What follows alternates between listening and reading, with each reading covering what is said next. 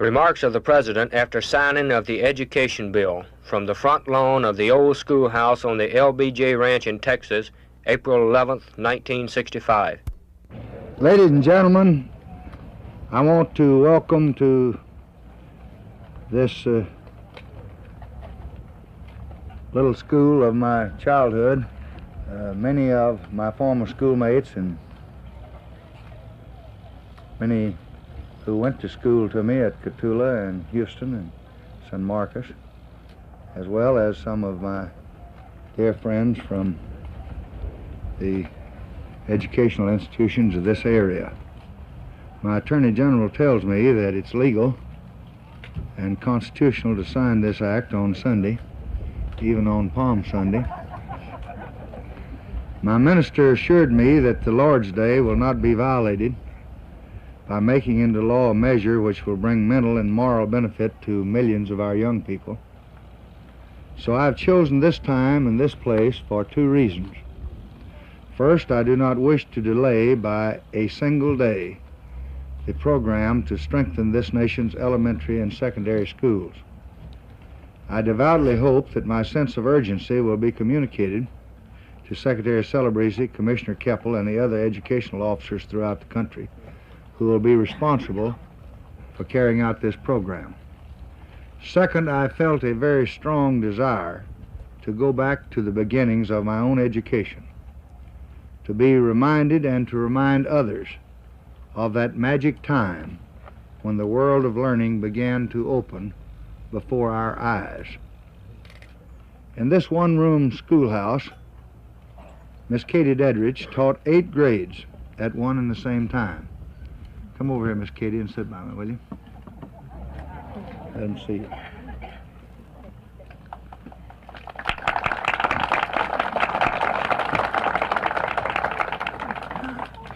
I started school when I was 4 years old, and they tell me, Miss Kate, that I recited my first lessons while sitting on your lap.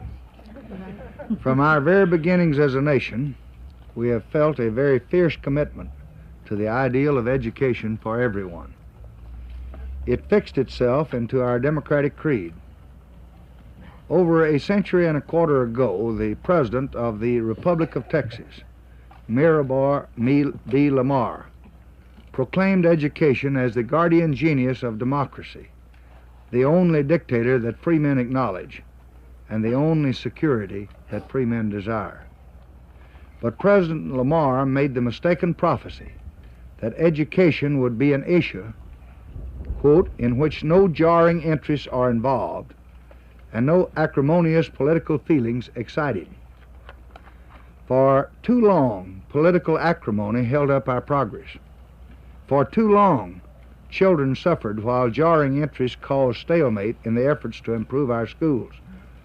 Since 1946, Congress tried repeatedly and failed repeatedly to enact measures for elementary and secondary education.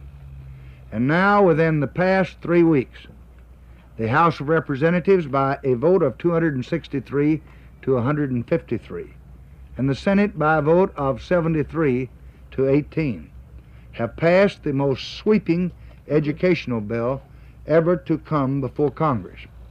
It represents a major new commitment of the federal government to quality and equality in the schooling that we offer our young people. I predict that all of those of both parties of Congress who supported the enactment of this legislation will be remembered in history as men and women who began a new day of greatness in American society. We're delighted that Senator McCarthy could be speaking to the University of Texas yesterday, and he came up and had lunch with me today and is returning to Washington with me at 7:30 in the morning. Senator McCarthy is an old friend of mine in Minnesota. Stand up, Senator, and let him see you. He has been working for this educational bill ever since the first day he came to the House of Representatives and ever since he's been in the Senate. I'm delighted to have another good friend of mine who spent the weekend in his home district, McAlester, Oklahoma, and who came down here to spend the evening with me and returning in the morning. The distinguished majority leader of the House, without whose effort we never would have passed this bill, Carl Albert of Oklahoma.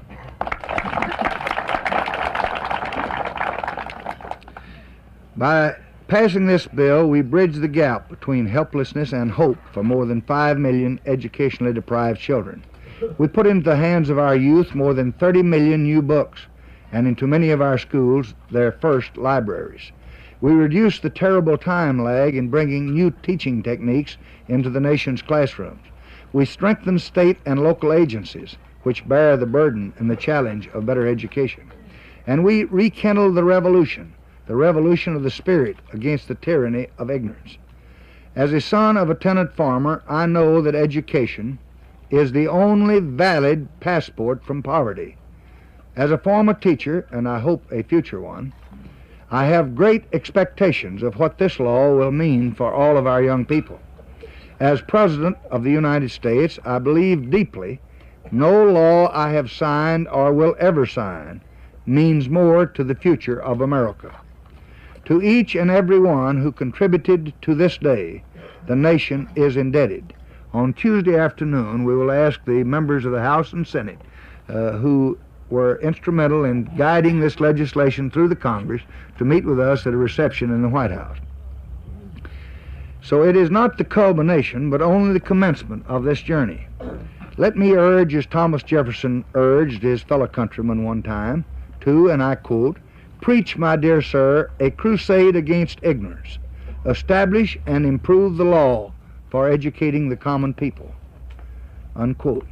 We have established the law. Let us not delay in putting it to work.